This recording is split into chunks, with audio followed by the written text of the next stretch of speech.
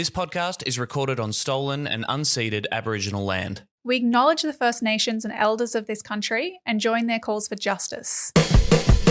Emerald Moon, how can you be running the Queensland Greens media campaign and not have invested the time to scope out the competition on Paul Murray's Sky News pub test Mavericks debate on Tuesday night?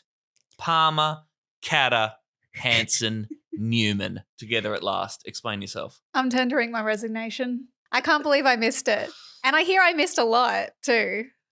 It's hard to sum up how pathetic I felt as a human being spending time watching it on a Tuesday night by myself in Tasmania. But watching these brain geniuses duke it out, policy, insights into the electorate, it was fucking stunning. Contest of ideas. It was a real contest of Finally. ideas, I would say. Yeah.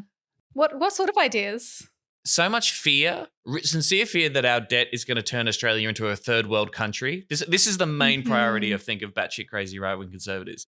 Of course, when you talk about, how should we address the debt problem that everyone's so worried about, obviously they mean, probably sell off a bunch more stuff and cut services. No one says, maybe don't give away $180 billion to rich people or whatever. Yeah, which they fucking voted for, One Nation. Which they love. Anyway. Someone also pointed out that everyone on that panel was a former LNP member, by the way. Love but that. the party's lost their ways. Mm. But also Pauline Hanson, I think, cited arts funding, of course, as a place where you should make lots of cuts in order to pay out the debt. Where the devil resides, as we know. She cited some case, I've got to look it up, but she kept talking about a guy who got paid $1 million to take his Legos around the country. Oh, tell me more. How do I get this job? What you actually need is that this government spending what's going on at the moment, all these arts programs. And I'll tell you, a fellow got $1.8 million for his Lego to take it around the country and show his Lego. It sounded really good. Yeah. Check it out. But it clearly, caught Pauline's eye out. She was very frustrated. Oh, she doesn't like Lego. She trod on one once, and ever since then, that fucking hurts, Tom. It does hurt. The Greens Party is a party of hatred. They're not green. They don't seem to care about the environment. As the Greens are kryptonite to the federal Labor government, so the Greens will be kryptonite to the state Labor government. Frankly, I've always found the Greens to be a real serious danger to Australia. Serious danger to Australia. Well, welcome to Serious Danger, the show hosted by Mavericks, me, Tom Ballard, and my dear friend and comrade, Emerald Moon. That's me. That's you. This is a show about Greens politics and the Greens in Australia. It is an independent podcast. We are not associated officially with the Greens. It's true. It's true. It's really true. We're going to touch on scare campaigns and preferences on this week's episode. Hello, if you're watching this on YouTube, particularly if you can see us right now. Wow. Shout outs to our amazing producer, Michael Griffin, who has put in the work, and we are now going to be able to posting full videos of the show to you on YouTube. Previously, it was just a card with our faces in a little waveform, and people didn't want that. They want to see us moving and our sensual movements. Throwing shapes. What we're wearing. We're throwing shapes and such. I'm dancing right now, which you wouldn't know if you weren't on the YouTube. If you are watching on the YouTube, please like the video. Please subscribe. That helps spread the word. More people watching Serious Danger benefits the revolution, as does people becoming patrons of the show. Thank you so much. We got Priscilla, Stephen, Victoria, Nathan, Unspun, Matthew, Adam, Bernadette, who is a Greens councillor from my neck of the woods. Hello, Bernadette. Thank you for chipping in some money to support the show. Daniel, Eloise, John, Danger, Dan, and Marissa. Thank you so much. If you can spare as much as $3 a month, that helps us cover the costs of hosting the show and paying our producer. And again, furthers revolution. Giving us money that furthers the revolution. Yeah, I don't know if maybe there's another Eloise, but if it's the Eloise that I think it is, you're a sweet angel and I love you. If it's not the one I'm thinking of, you're a sweet angel and I love you anyway. Thanks for being a patron. Message from Sam. Thank you so much, Sam. Sam says, thanks so much for doing this. It was a cracking episode. I'm not a Greens person, but I'm loving the show. What the fuck? What do you think that means? Do you think they're not a Greens person? Greens person? Greens I'm member not or supporter? Sure. Maybe they're just dipping their toe in. It's how it always starts. Come on in. The water is warm. It is fine. The other thing that I wanted to say, yes, we're on YouTube. We're also on TikTok for the youth. What? Yes, we did it. We made a TikTok. We'll try to put more stuff up there, but we'll put some little reels on there for your viewing pleasure. Please follow us because we have like 10 followers. It's at Serious Danger AU, as with all our other socials platforms. Help us get those algorithm gains, baby. Does this mean we'll actually have to do the dances and the pointing at the various The texts pointing, and such? yeah. Yeah. Oh, God, I'm old. Hi, old. I'm Emerald. Ugh.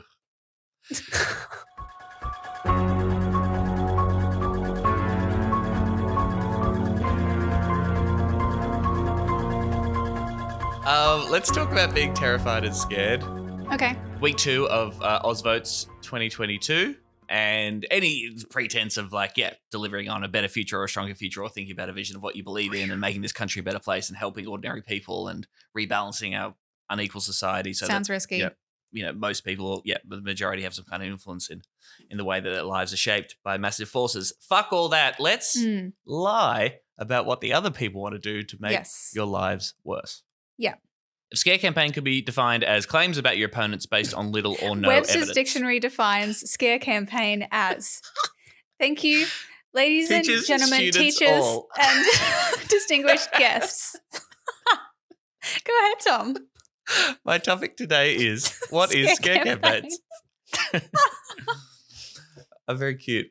Do you differentiate between a scare campaign and scaring people about actual shit that the opposition is going to do? That is like attacking your opponents because they say they're going to do stuff, and here's why the Liberals suck. Here's why the coalition fucking sucks. Here's the things they've done. Here's what they believe in. This is bad for everybody.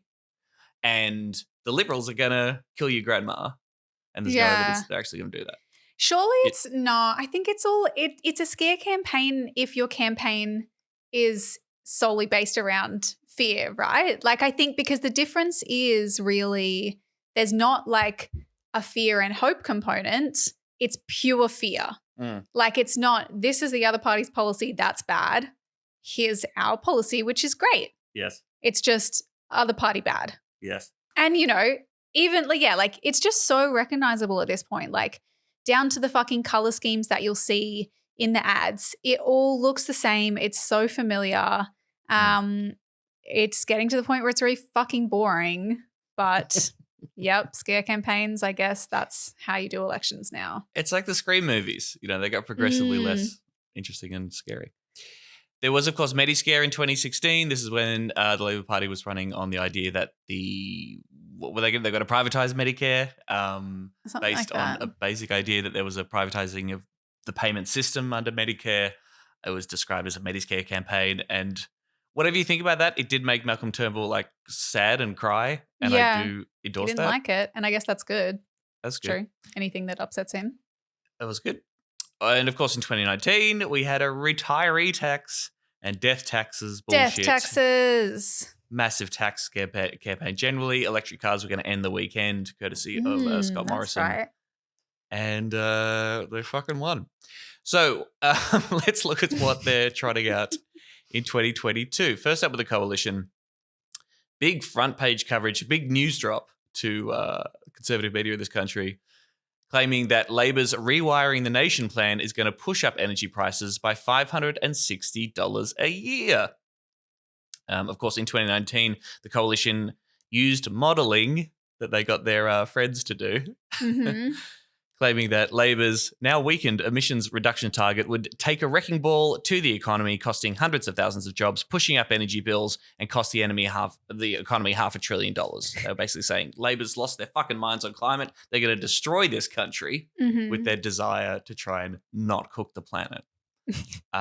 It was all bullshit, of course. The modelling was extremely dodgy, and it was then rejected by the government in the next couple of years as the government says, oh no, net 50 is actually good. Net zero by 2050 is actually good, and this will actually create jobs and is actually a good thing that we should do now. But we all forgot about that.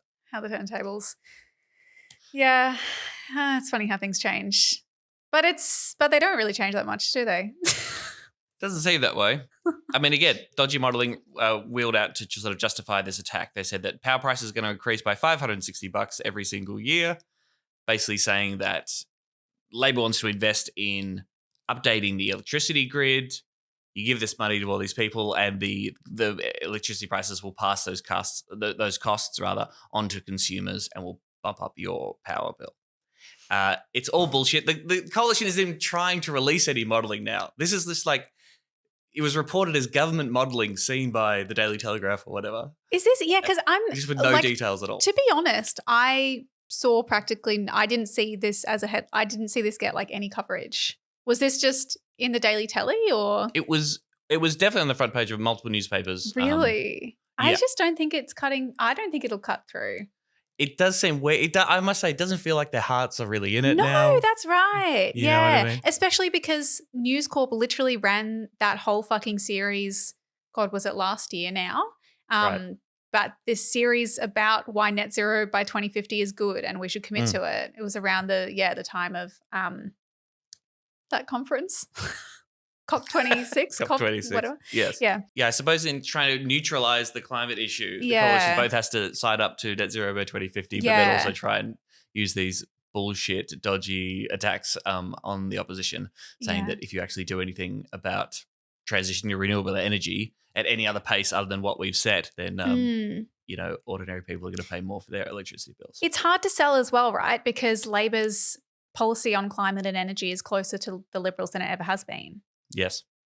Yes. So, it's less ambitious. You really have to like dig deep for a scare campaign on that.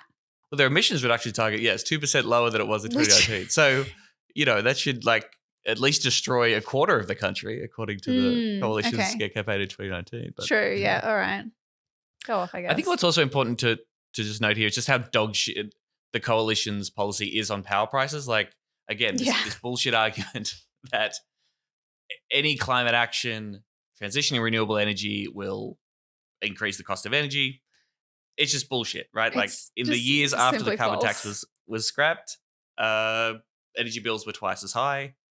And there was this insane story from 2016, which found the Turnbull government was sitting on advice that an emissions intensity scheme, which was a carbon policy they came up with and then ruled out, would have saved households and businesses up to $15 billion in electricity bills over a decade. So they don't actually give a fuck about how much you're paying for your Absolutely electricity. not. And if they did care, they wouldn't have fucking like privatized our energy systems and forced us to, pay the costs of a for-profit fucking service. So no, they don't care about power bills. They're fucking idiots. Is there a political party that does care about that kind of stuff and is kind of advocating for publicly owned renewable energy for everybody? Well, it doesn't matter, Tom, if they can't win government. I see.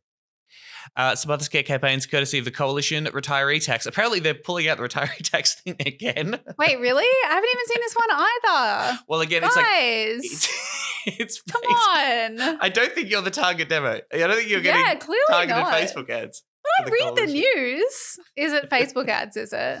Yeah, I think it's baked into like, here's all the stuff that Anthony Albanese has campaigned before. He's campaigned for higher taxes on including the retiree.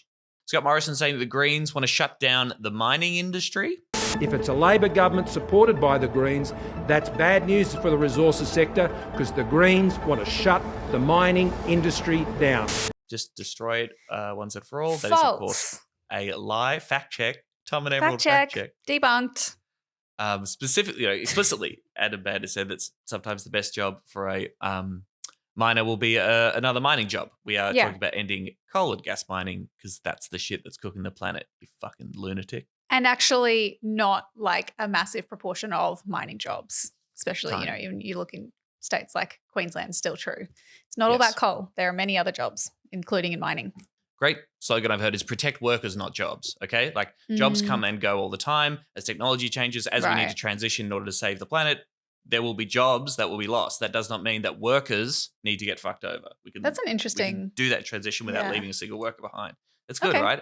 Because that's all the major parties like to talk about: jobs, jobs, jobs. Never, what those jobs are doing or the people that are filling those jobs. It's just, a very simplistic rendition of that idea, I think. I'm curious to know how that would work with actual mining workers, though. Like, presumably, because when I hear protect workers, not jobs, I'm like, okay, what do you mean? Like, are you going to give us, do we get jobs or do we don't have a job, but we're still okay? Like, well, transitioning to a new job, that is. when jobs end, So if you transition out of fossil fuels, there will be jobs that will be lost. But the people who are doing those jobs, the workers, can be absolutely found new jobs in new areas. I think that's the general vibe. I won't be using protect workers, not jobs, because I think jobs are good. But I guess I'm not like jobs. the other Greens. I don't have a real job, so I don't know what you normal people That's do. right. No wonder you would be saying protect workers, not jobs. Sounds about fucking right, doesn't it? I don't even like being a worker. I don't feel like I do much work. Pauline Hanson was right. Defund the arts. And also, guys, check out my Lego exhibition, which is coming to a town near you.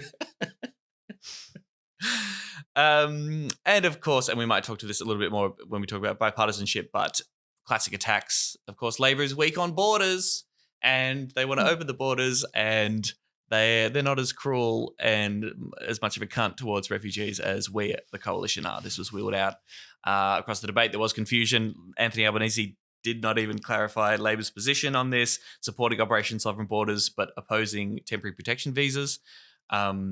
Obviously, dog shit, horrific policy across the board.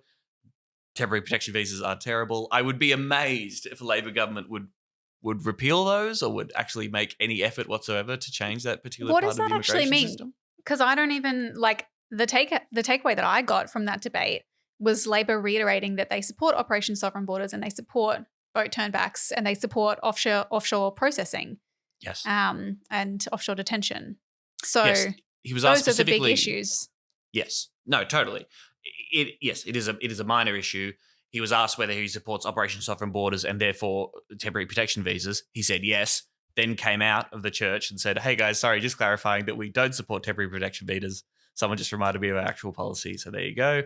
And then absolute psychos like Jim Boland, who's the guy who came up with Operation Sovereign Borders, said, like, you cannot, if you support Operation Sovereign Borders, you must support TPVs. They're fundamental to the entire system. Why? What's the, like, genuine, what's the argument about TPVs? Temporary protection visas, these are things that people will languish on for years and years and years and keep people in a state of limbo, of legal limbo, and you can never settle down. You can never actually get on with your life and building a life in Australia. The idea is that you're awarded a TPV that needs to be renewed every year or whatever, or maybe every couple of years. And basically, you just wait on a temporary protection visa with reduced rights in Australia, and you just wait for Afghanistan to sort itself out. And as soon as we think it's safe to go back to Afghanistan, we will send you there. But that so Labor's argument, no path to citizenship, no path to building a serious life in Australia. So Labor's argument would be that they support boat turnbacks and offshore processing, but those people don't even have a TPV. They're just like more immediately returned to their unsafe countries. Yeah, you gotta get that toothpaste back in the tooth bottle ASAP. Ooh, the tooth I hope bottle. Ideally, I suppose people don't even get to the point where they're on a TPV. But for the people who are in Australia in these kind of legal limbo arrangements right now, send them back. Well, I guess Labor would say no. Those ones can stay. Oh, would they? But now, but TPVs. No, but none in future, right? Like they still say that if you arrive by boat, you will never be settled here in Australia. Mm-hmm. So where are they gonna go? Just wondering. So great scare campaign work from the coalition. Well done, guys. Good stuff. On the ALP side, we had a scare campaign that's been coming for a long time. It's been built up for a very, very long time. The scare campaign around the idea that Scott Morrison wants to force old age pensioners, your grandma and grandpa, your mama and pop-pop. My mama, my pop-pop. No. Onto the privatised in-due cashless debit card. Mm-hmm. Have you been following this craziness? Like not closely. I mean, I get the general vibe. Labor's like, yep, your nans, you know. They're using this statement, right, from Anne Ruston. We're seeking, as I said, to put all income management onto the universal platform, which is the cashless debit card. Anne Ruston said to a parliamentary inquiry, and I quote, she was open to a conversation with the nation about the further use of the cashless debit card as a welfare measure. These are Anne Ruston because the government thinks that the age pension is welfare. Understand this.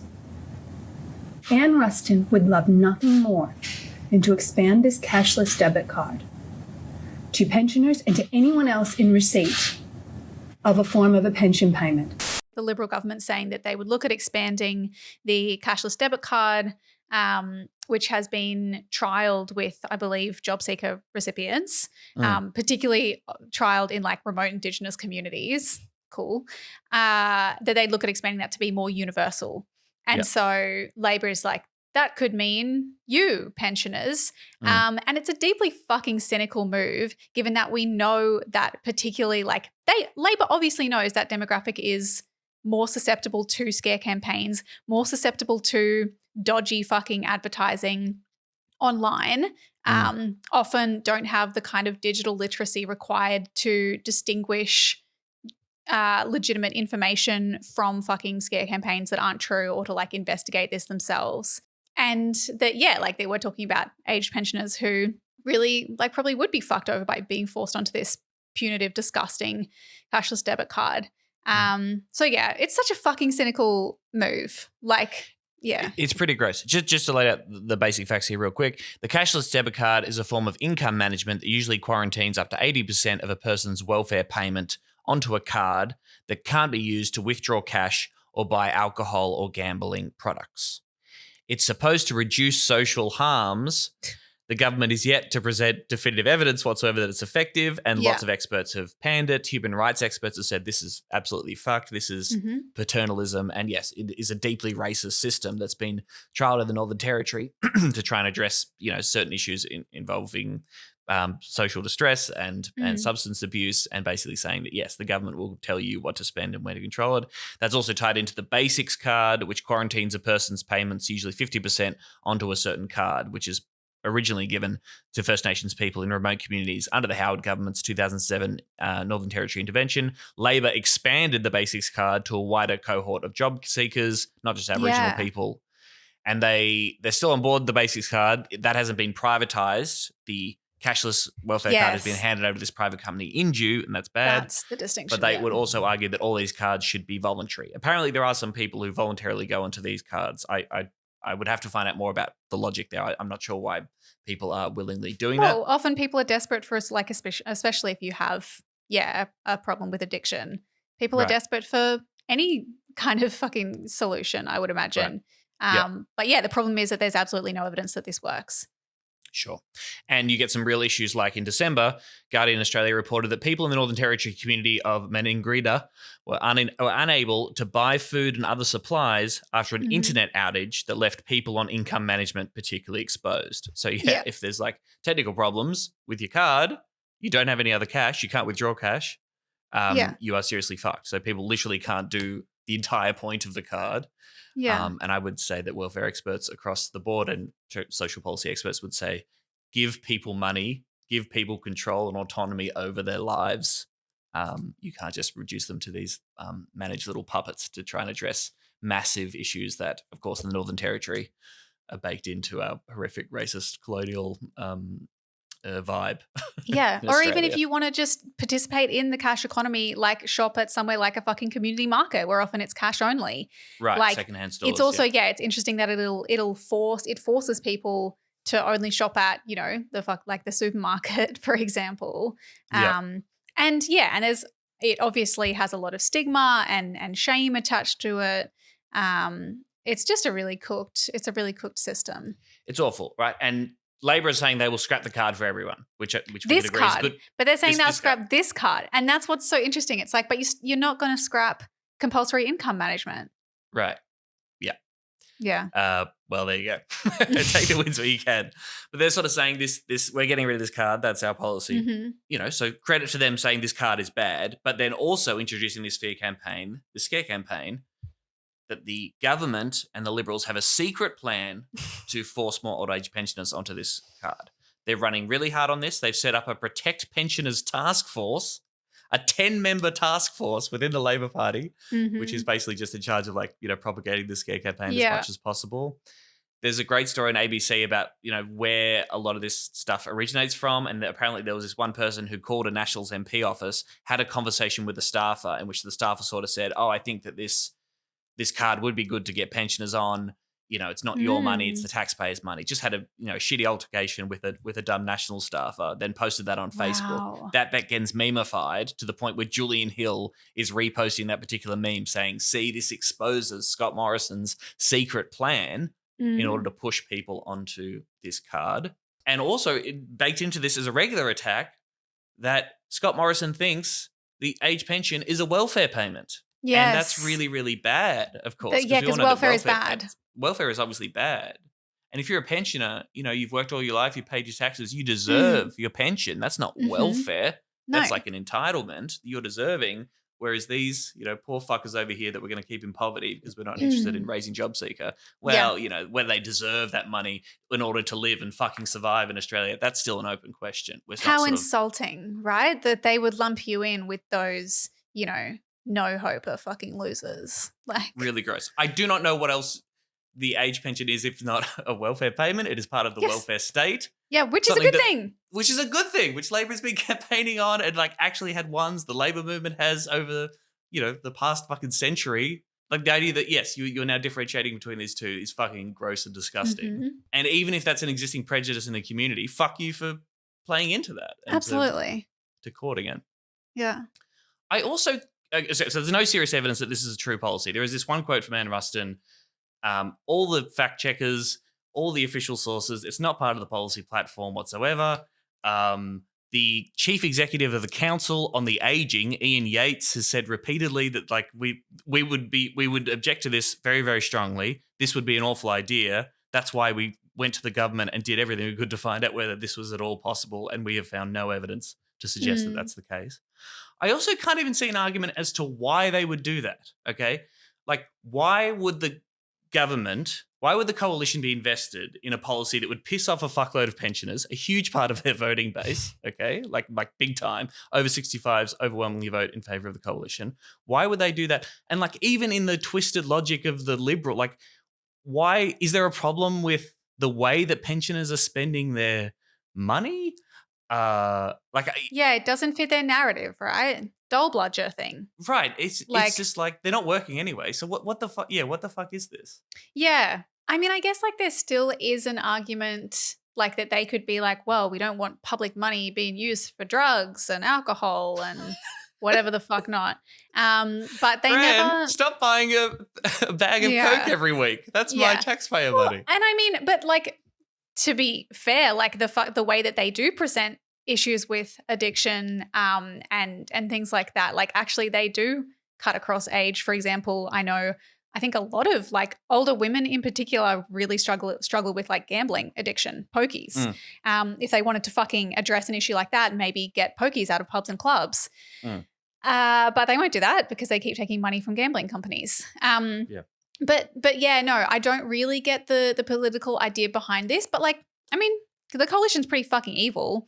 And I guess this is the thing, I've seen, I think I saw somewhere someone saying well, probably there have been aged pensioners who have been forced onto the card, right? There's nothing preventing aged pensioners being forced onto the card. But I guess it's a matter of, would that be something that's rolled out on a broad scale? Hey, there is a political party that's also fighting to raise the pension to at least $88 a day, lifting it above the poverty line, and return the retirement age to 65. It was raised to 67 under a DJ Scratch Labor government. Gillard pushed that up to 67. That's all sort of, I think it's actually being implemented over the next couple of years as well. That'll finally, it'll be encroached up to that. So again, Labor wants you to keep working longer and longer on a pension that's below the poverty line. Greens have an alternative vision for that. So just throwing that in there amongst the scare campaigns that there is a vision for a better future being fought for by your boys, the Greens. And the Greens also oppose all compulsory income management. Not just we obviously oppose the privatised Inju card, but we oppose the basics card, et cetera, as well. So do scare campaigns work? I mean, there's a reason why political parties do them. There is a perception that they work. There was a piece from Hugh Rimerton in The Guardian about this, and I thought this was interesting. The Australian National University's 2019 election study, this is a pretty well-regarded study that does exit polling and figure out why people voted and such, found the largest reason Labor voters gave for switching to the coalition at the last election was the economy and taxation. That issue alone generated a 4.5% swing, overwhelming the slight shift from the coalition to Labor by voters citing the environment or Medicare as their reason for doing so. There are some specific seats that were much older, that had a lot of pensioners in them, that were particularly freaking out about the franking credits policy.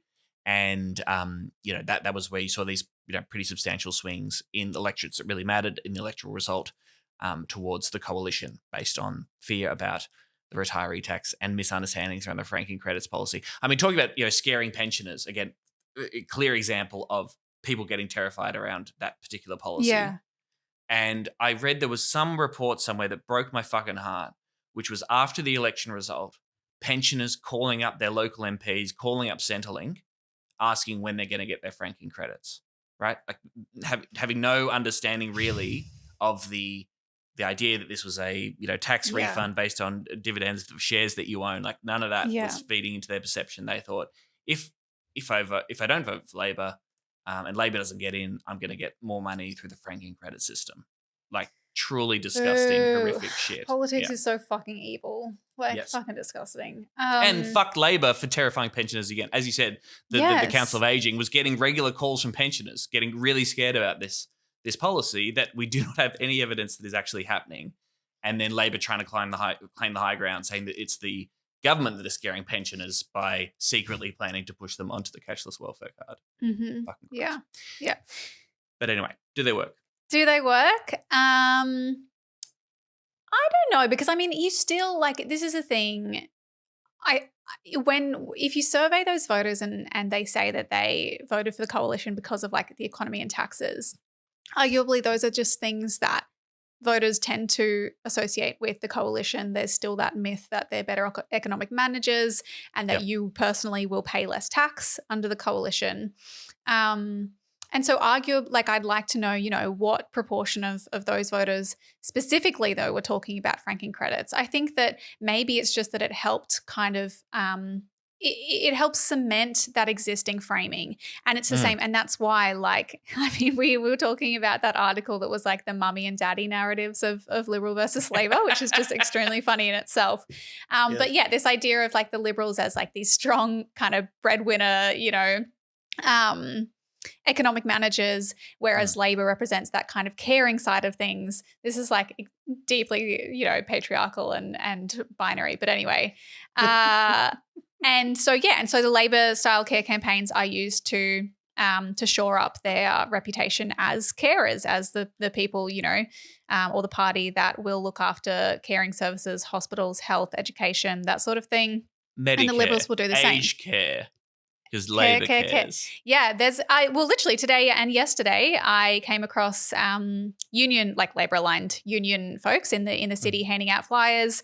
And I think they say, Medicare, aged care, something care. He doesn't care. They're anti-Scott Morrison flyers. Childcare, maybe? Childcare, probably, yeah. But caring. Labor are the carers, right? And so that's what I mean. I'm it's not just the fact that it's a scare campaign. It's just, it's the fact that it does kind of shore up their existing narrative. But it is so funny to me. I was talking about this yesterday to someone and they were it really just pretty much fucking everything else. Labor is oh, well, the Liberals do scare campaigns and they won. So if we do scare campaign, maybe we also win. Right. And that's all they can fucking think of. Yeah. I had someone who's a Labor member who's on the left of things. I was talking to them this week and he sort of said, we need to be as brutal as the Liberal Party is on this stuff. Loss aversion is a really big motivating factor. Yeah. So, and we've talked about this on the podcast before, this about what our politics was used to. How are these, who's going to fuck my life up less? Yeah. Who's going to take away less of what I have now? Not, who can actually paint out a vision for something better for everybody. But no, who's going to be less shit and affect me less? But you're right, as you say, I think that the scare campaigns work when they rhyme with those general perceptions. That's, many we can argue as to what the coalition was going to do about Medicare back in 2016. But privatizing Medicare is a general thing that they'd probably want to do, or lots of people associated with it. They'd be totally into that. So that works. Labor would maybe want to raise taxes or introduce a death tax like that back in the day. They should introduce a fucking death tax. They should have that. I know. If they're going to do a scare campaign, make it your policy anyway. It's Please. No, they just fucking dropped it all. That's right. Yeah. It's so depressing. It's so there's just no fucking vision. There's no creativity. It's like, what's the other party doing? And I think it's not going to fucking work out for you in the long run. This is exactly the reason that like voters will consistently say that the major parties are looking more and more similar, and they just end up fucking hating all politicians and turning away from the major parties. And maybe they'll have benefits for the Greens, but it's just like, I just don't think it's a good move for Labor. I was thinking about it because this scare campaign shit is downstream from the bipartisanship, right? Like it's inevitable consequence. So when you remove the big picture differences between the two major parties, then the election becomes about tiny slip-ups and gaffes and scare campaigns, right? So Labor can't campaign on coalition giving away tax cuts to rich people. They can't campaign on accepting fossil fuel donations. They can't campaign on their inhumanity to refugees because they have exactly the same policy position. So you also lose this entire realm of political attack about what your party should be about. And the other frustration I think with this stuff is, holy fuck, there isn't enough that the coalition has done on the record that is fundamental to their ideological worldview that you can't attack them on. You need to make shit up about what they might do to people in the future. So right. Yeah, Seriously? exactly. It's like there's fucking enough there for you. You don't need to make anything up. They're an evil fucking organization. But as you say, like the most evil things about the coalition, now Labor won't attack them on because they're literally siding with them. Yes, so desperate to rule out any difference between them whatsoever. Saying, no. We're the same on all this horrible shit. And I mean, that was the most fucking brutal moment of the leaders debate. Anthony Albanese trying to like outright wing Scott Morrison on fucking border policy and how cruel we are to refugees. Like, fuck you, bro. Yeah, it's sad. It's sad. What do we just carry on doing the Greens thing and be like, ignore all that the scare campaign bullshit? I think so. I mean, that's the thing, because it's not like there aren't scare campaigns against the Greens. Like we had the bushfires, the Greens caused the bushfires. Yep. I would characterize like the CPRS kind of, instability of balance of power and the Greens blocking good legislation in Parliament as a scare campaign from Labor. And Greens are often tied up in, like, particularly on the far right side of things, they'll often lump in the Greens with their scare campaigns about Labor and the death tax and things like that. But instead of actually backing down on our policies on those things, we back our fucking policies in. And it's the same way that, like I think we've become so much stronger since we've started backing our candidates in. When we have a tax on our candidates or on our volunteers, when we have a tax on our policies or on anything like that, we fucking back them in because we believe in them. And I genuinely think, because if you just drop a policy every time the opposition attacks you on it, you end up with nothing left. And that's exactly where we've ended up with Labor. That's why there's this gaping void, because they just have to keep dropping shit. And there's nothing left, a vacuum. And again, and forgive me if we've made this point several times on the podcast before, but the frustration with trying to play that game, with trying to reduce your opposition to things like the tax cuts or major climate action, is that they're gonna fucking attack you about that shit anyway. That's maybe what scare campaigns most clearly illustrate. Yes. They've dumped all their new tax policies. They've got some very vague and yet to be announced details about avoiding multinational tax avoidance, and they're still getting attacked as the people are going to tax you to death. Like, it's all still going to happen. Right? You cannot maneuver your way with the policy platform out of those attacks. They are coming fucking anyway from your political enemies, surprise. Yes, because your political enemies should have different politics to you and be fighting for their different politics, and you fight for yours. How many times do we have to say this? It's a good system. Oh, hang on. I have all the same policy positions as my political enemies. How did I get this result? It's true. We are aliens. But what are you going to do about it? It's a two-party system. You have to vote for one of us. He's right. This is a two-party system. Well, I believe I'll vote for a third-party candidate. Go ahead. Throw your vote away. Should we talk about preferences? We must. And we must. We absolutely must. Who are you giving your preferences to, Emerald? Who are you giving your preferences to? I asked first, so fuck you. Well, no comment. It is that time. It is that time where we were talking about preferences. I think actually like the ballot draws are happening today because, all the candidates have got their registrations in. We'll know who's running. And so we should know who all the candidates and the parties are giving their preferences to, right? Right? I give my preferences. No one tells me what to do. This is one of the ones that people are like, please talk about this on the podcast so that I can talk to my stupid friends and family who I love about this, because it is one of the most misunderstood and misrepresented things in Australian politics is probably preferences, how they work, and what you can do with them and how they influence the outcome. And yeah, like I noticed this in particular. So in the 7:30 interview that Lee Sales did with Adam Bandt. The Greens are proposing a billionaire's tax. Many of those 131 people would already be some of the country's biggest donors to charities. Wouldn't their direct charitable spending be more efficient than having it siphoned through government and then reallocated? Where in addition to asking that cooked question about how billionaires donate so much to charity and so we should look after them instead of funding public services, she asked something like, where will your preferences be going? I know you haven't sorted out preferences yet, but don't people who intend to vote Green need to have a sense of, where their vote is ultimately going to be going? Well, people will have a how to vote card that we'll be handing out on the polling day, and they can choose to follow that or not. And I think one of the things that's worth reminding people about is that parties don't actually allocate preferences, people do. And we always go to great lengths to remind people that you can decide how to allocate your own preferences. And we get this, like I think we said earlier, I'm doing media for our candidates in Queensland, and we get questions like this from regional papers. And when we say, well, preferences, voters decide where their preferences go, no one else decides that but the voter. And the journalists will be like, oh, well, you know what I mean. Like I meant, you how to vote cards. And it's like, actually, I'm fucking sick of you, because no, people don't know what you mean. When you say X party, or the Greens are giving preferences to blah, or who will XX give preferences to, voters think you mean those parties are going to give preferences to those other parties, because that's what you said. Yes, that's explicitly what you said.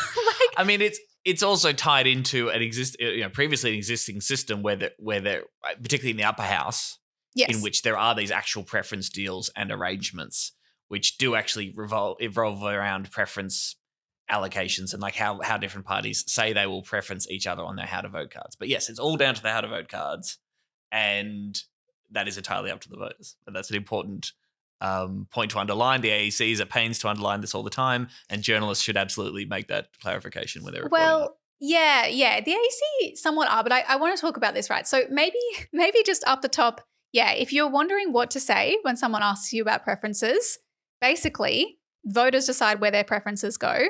Ever since group voting tickets were abolished in the Senate in 2016, parties can no longer control the flow of preferences, and your vote will go where you decide.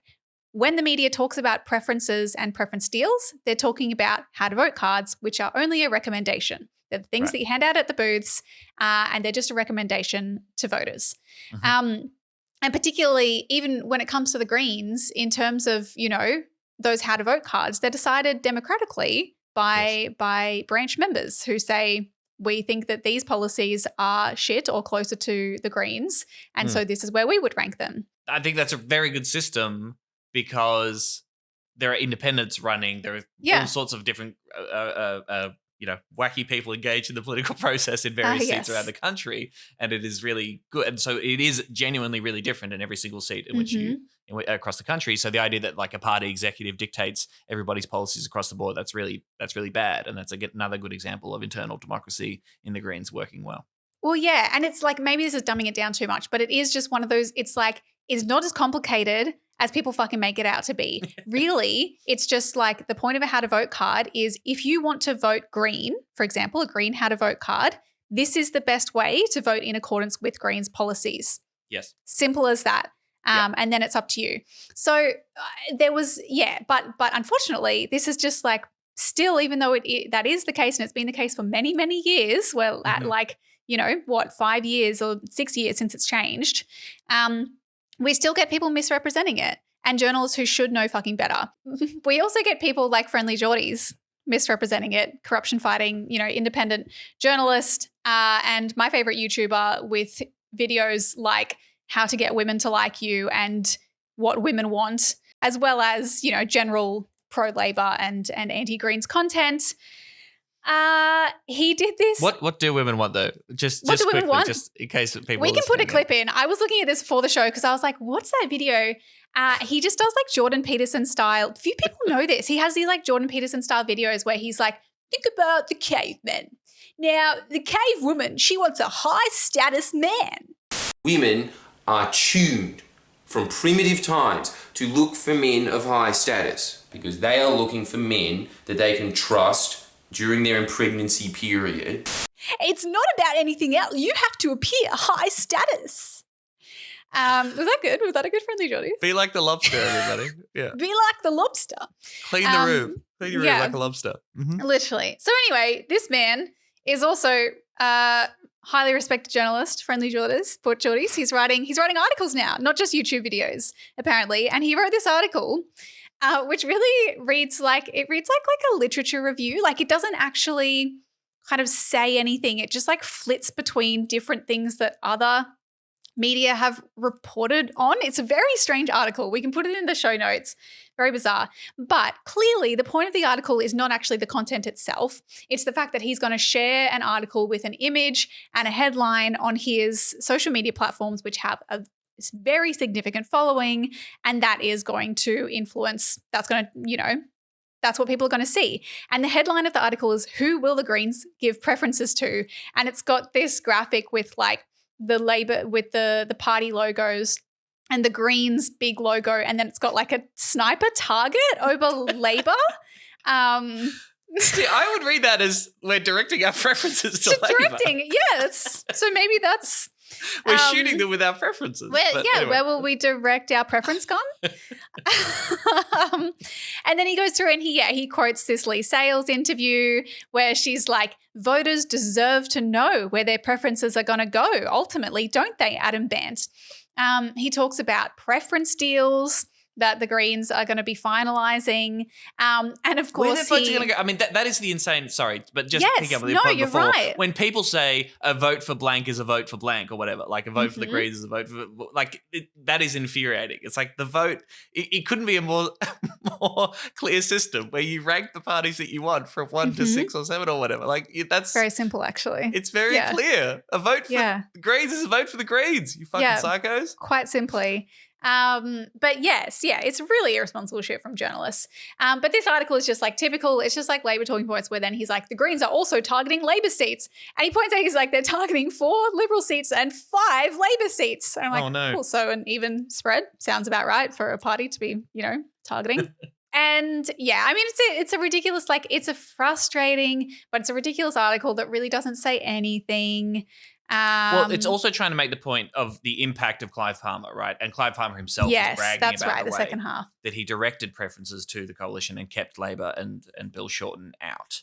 So I suppose they're trying to make this idea that the preferential voting system, if you direct preferences in a certain way via your how to vote cards, that you can influence votes and make a serious difference in the election. Well, okay, yes, that's right. So the second half of the article talks about the 2019 election. I think this is a fairly common narrative or I guess like accepted wisdom in the political media class sphere about the 2019 election, along with Bob Brown's convoy lost it for Labor, is that Clive Palmer helped win it for the LNP.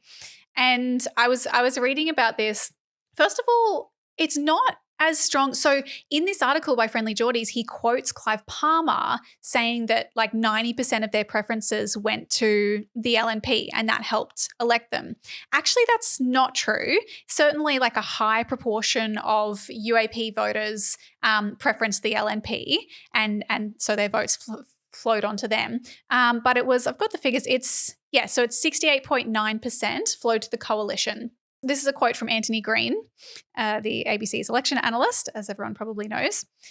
He says, in 2019, the United Australia Party polled only 3.5% in Queensland, but its preferences flowed 68.9% to the coalition. Ooh, Across so Australia, close to 69. I know, so close to nice. Across Australia, the UAP contested all 151 divisions, but its vote only passed 5% in only 19. Their preference flows didn't significantly impact any results and were probably less important than the anti-Labor message and broadcast weight of Clive Palmer's political advertising. Earlier in this piece, Anthony Green also says that actually Pauline Hanson's her voters, their preferences had a little bit more of an impact on the flows to the coalition. Right. Which makes a lot of sense because One Nation voters, much like Pauline herself, a former Liberal candidate who was then disaffected by the Liberal Party because they weren't racist enough for them, I guess, in many ways, or also for a lot of other more complicated social and economic reasons, hate the coalition and think that Pauline stands up for them and would happily direct their preferences to Pauline first and then the coalition later. Yeah. So, I mean, first of all, there's that interesting point that actually, if anything, it was perhaps the scare campaigns that Clive Palmer had a lot of fucking money to run this advertising about the death tax, that may have had more of an impact on the vote if he did anything. But his preferences really not so much. In fact, in the same article, Anthony Green is talking about the fact that there are 12 seats out of the 151 in the parliament where preferences change the outcome. Which seats do you think those might include? Griffith, McNamara, and Richmond. Hang on, wait, what? Whose voters do you think had preferences that changed the outcome towards Labor in those seats? Yeah, they're Labor-held seats, and so they I are guess Labor-held seats. So you're saying Green's preferences got these people elected? They got elected on Greens voters' preferences. Because it turns out the Greens voters tend to fucking send their preferences to Labor because they don't like the Liberals. That's very simple. And it's so funny. Like, even though I've heard that the Greens aren't actually a left-wing party, that's sort of. I have heard. Yeah, it's very confusing. And we often, like in Queensland Parliament, literally, it's like you'll hear it multiple times a day that the LNP and the Greens did deal in the 2020 state election in South Brisbane, and the Greens MP there won on LNP preferences. Never mentioning the fact that the Greens have helped the ALP win on preferences in multiple seats, including Griffith, where we're targeting now. Or that actually in that instance, I guess that would mean that the ALP won their seat on LNP preferences as well in previous instances because Greens and Labor finished first. So it's just such a fucking stupid argument. But for the record, Greens, first of all, in every single federal election on how to vote cards, the Greens put Labor above the Liberals. So if you're worried about the only influence that the party actually has over voters, we put the Liberals and the fucking Nazis last. Yes. And in terms of where Greens voters then preference, in the 2019 federal election, 82% of Greens voter preferences went to Labor. They ended up adding 8.55% to the ALP vote across the board and 1.85% to the coalition. So it's very clear who voting one for the Greens actually helps if the Greens don't win. Interestingly, even if the Greens didn't put Labor above the LNP on their how to vote cards, Greens are also notorious anarchist rebels who don't follow how to vote cards. Apparently our compliance with how to vote cards is some of the lowest, which is so on brand for Greens voters as well, because they would be like, no, I know what I'm doing. I don't need the card. I'm not following the card. I know all of the candidates and I have meticulously researched them and I have a scientific and evidence-based solution for my voting. So even though apparently I know this motherfucker. He doesn't recycle. He's going last. No fucking way. Apparently in 2019, about less than a third of voters followed the how to vote cards, according to this report on the election. Sorry, less than a third of all voters? Of all voters. So it's all voters. And it's much lower for Greens. It's around 10% of Greens voters will follow the how to vote card.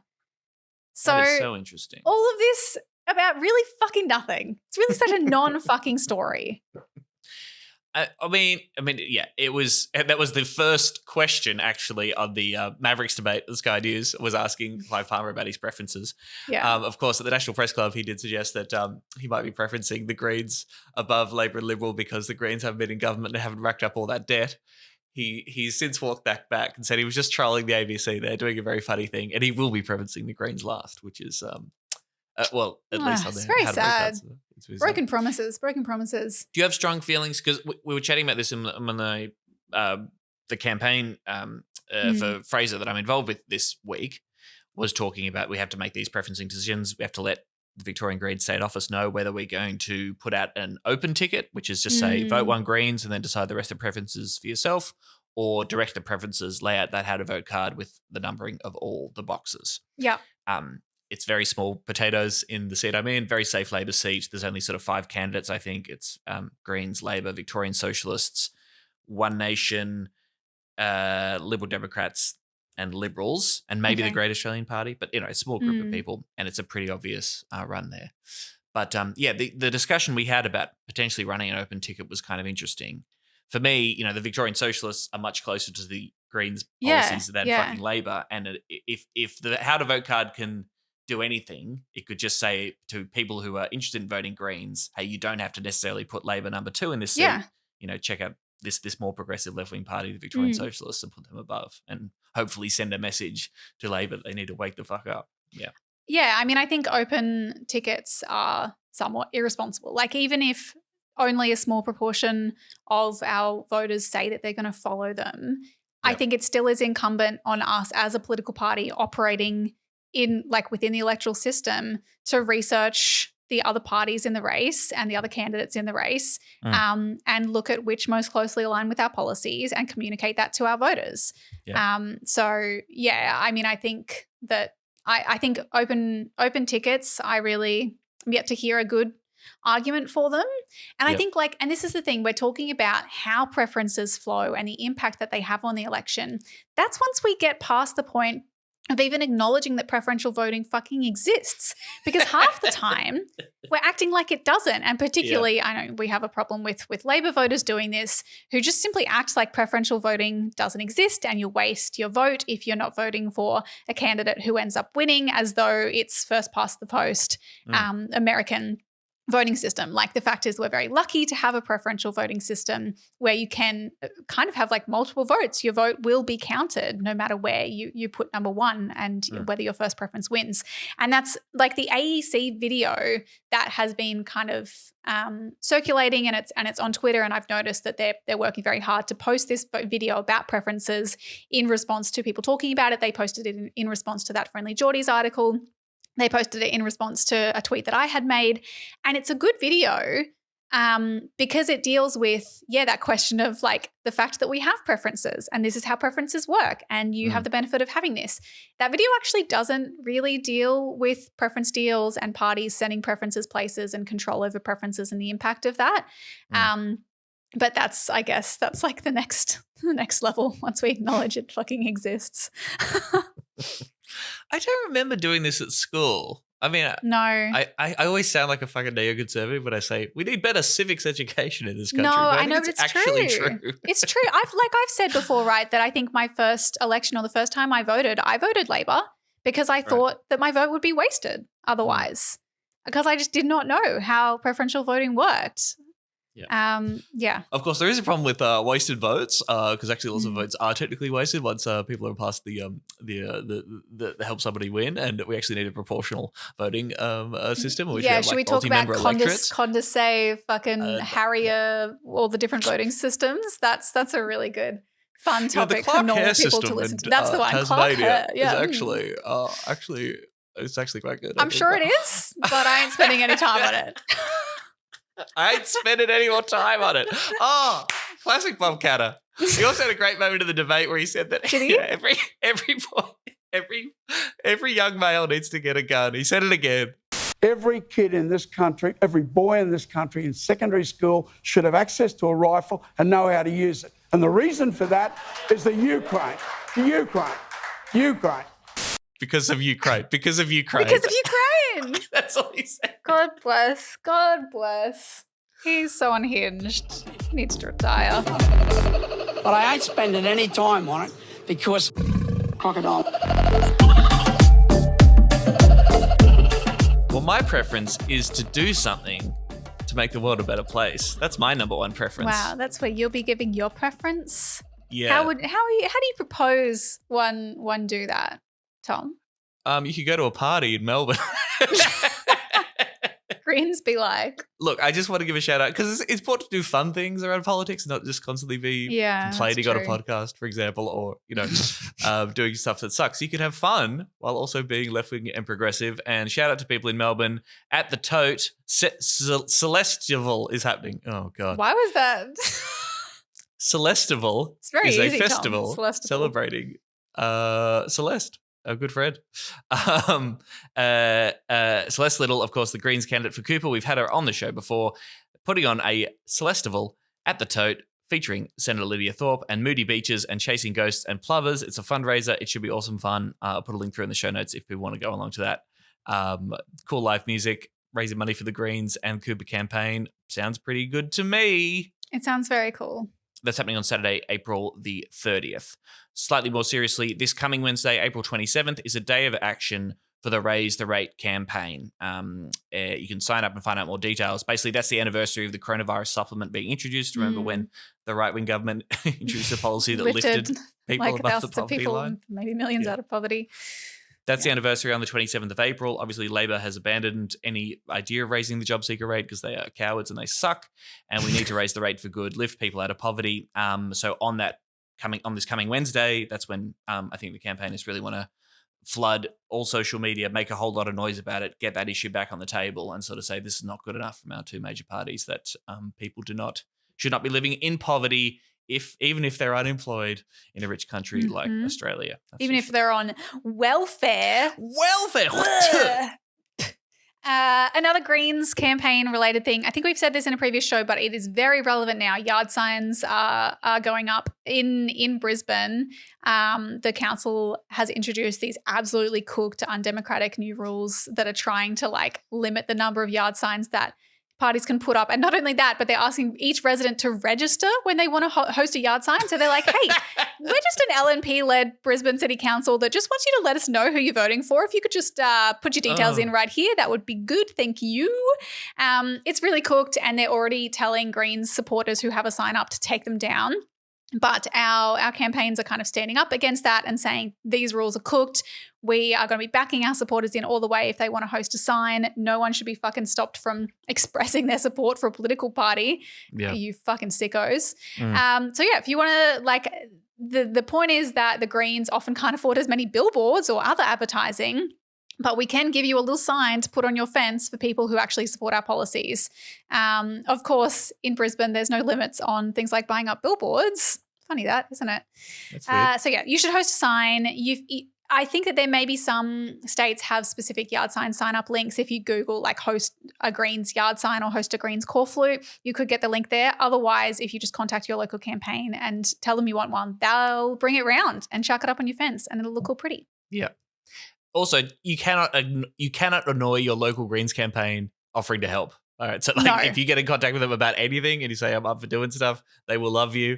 They will welcome you. They won't be like, I'm too busy to do with this shit. They love that. So, of course, recurring message, volunteer, hit them up. Yeah. Serious Danger is this podcast. It's produced by Michael Griffin and made possible with the help of the Green Institute. You can rate and review the show on Apple Podcasts or on Spotify. We are charting. We are on the news podcast charts. We're fine. We actually, because we had overtaken Paul Murray, I saw on Spotify. So fucking get owned. We should be hosting Mavericks candidate forum. Joe Rogan, we are coming for you.